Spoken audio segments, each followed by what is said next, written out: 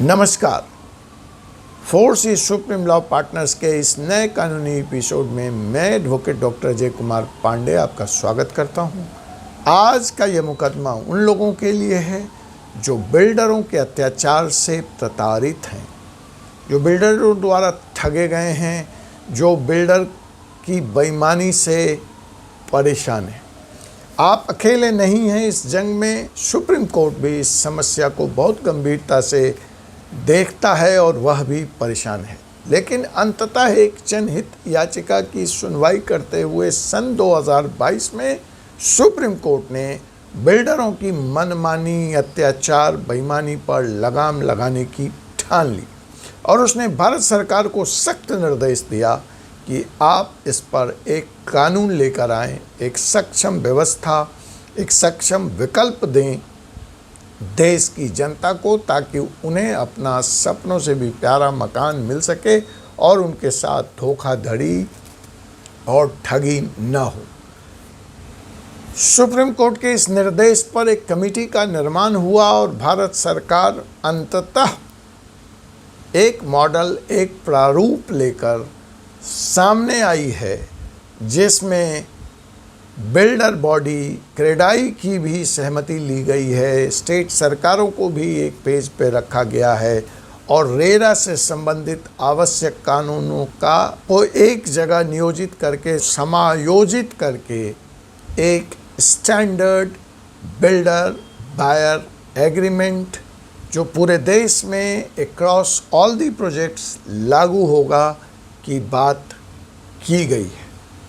भारत सरकार और supreme court इस जन याचिका हित में की सुनवाई करते वक्त इस निष्कर्ष पर पहुंची कि इस समस्या की मूल एक सही बिल्डर बायर एग्रीमेंट प्रारूप का न होना है और उसकी ही आड़ में बिल्डर अपने तरह का बिल्डर बायर एग्रीमेंट बनाता है और लोगों के साथ अत्याचार और ठगी का व्यापार करता है। अगर इस मूल समस्या को एड्रेस कर लिया जाए तो शायद यह समस्या नहीं रहे।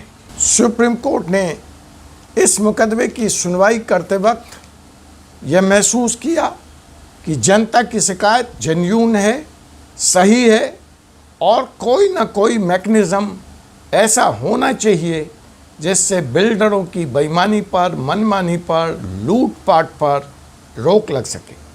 और इस बारे में सुप्रीम कोर्ट ने भारत सरकार को एक निर्देश दिया, एक कमेटी का गठन किया, लॉ कमीशन से इस बारे में सोचने को कहा और अब भारत सरकार ने सुप्रीम कोर्ट को इस बारे में अपनी तैयारी पूरी करके, अपना रिसर्च पूरा करके अपना प्रतिवेदन, अपना सुझाव सौंप दिया है।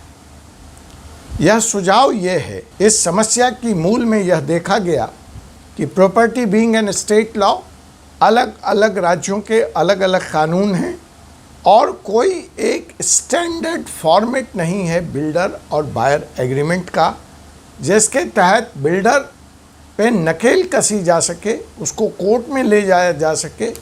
मनमाने ढंग के builder buyer agreements throughout the entry, throughout the projects builder अपने मन से लाते हैं, जो एक तरफा होते हैं, जिसमें खरीदारों की अधिकारों का ख्याल नहीं रखा जा सकता है। तो सरकार ने यह माना कि मूल समस्या lack of standard builder buyer agreement की है।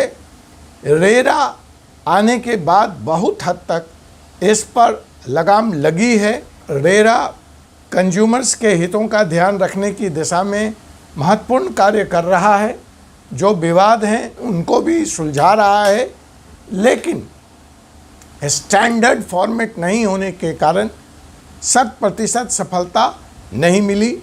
इसीलिए सरकार ने रेरा के जो कंपल्सरी प्रावधान हैं उन सब को निहित करते हुए पूरे प्रोजेक्ट, पूरे देश में एक तरह के बिल्डर बायर एग्रीमेंट को लागू करने का फैसला किया है। फैसला ही नहीं किया, एक प्रारूप बना भी दिया और in consultation with various state governments और जो खुद रियल एस्टेट ट्रेड बॉडीज़ हैं, जैसे confederations of real estates developers of India, CREDAI से सबसे सहमति लेकर एक मॉडल प्रारूप सुप्रीम कोर्ट के पास अप्रूवल के लिए प्रस्तुत कर दिया है। अब इंतज़ार है कि सुप्रीम कोर्ट इस प्रतिवेदन को, इस प्रारूप को, इस स्टैंडर्ड फॉर्मेट को अपना स्टैंप लगा दे, अपना अप्रूवल दे दे, तो देश में शायद इसके अनुपालन के बाद जो बिल्डर बायर की समस्या है, जो बिल्डर के द्वारा ठगी का व्यापार है, जो समय पर घर अदा नहीं करने का, जो पोजीशन ही नहीं देने का, वादा कुछ करने का, ओपन स्पेस को कमर्शियल स्पेस में कन्वर्ट करके बेच देने का, फीचर्स और एमिनिटीज़ नहीं देने का, ये जो सारी समस्याएं हैं उन पर जड़ से लगाम लग सकेगा।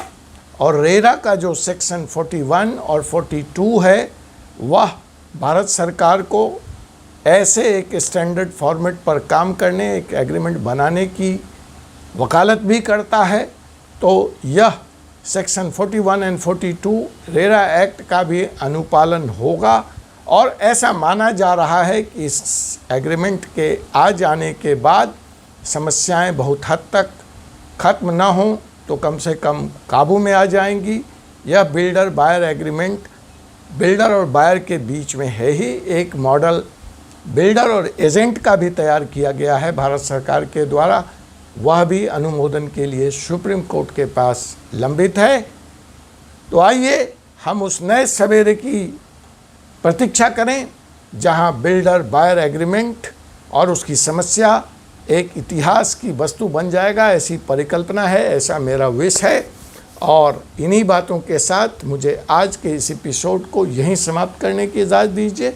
आपसे पुनः मुलाकात होगी एक ऐसे ही एपिसोड में, एक ऐसे ही विषय के साथ। तब तक मुझे advocate doctor Ajay Kumar Pandey, advocate supreme court of India को अनुमति दीजिए।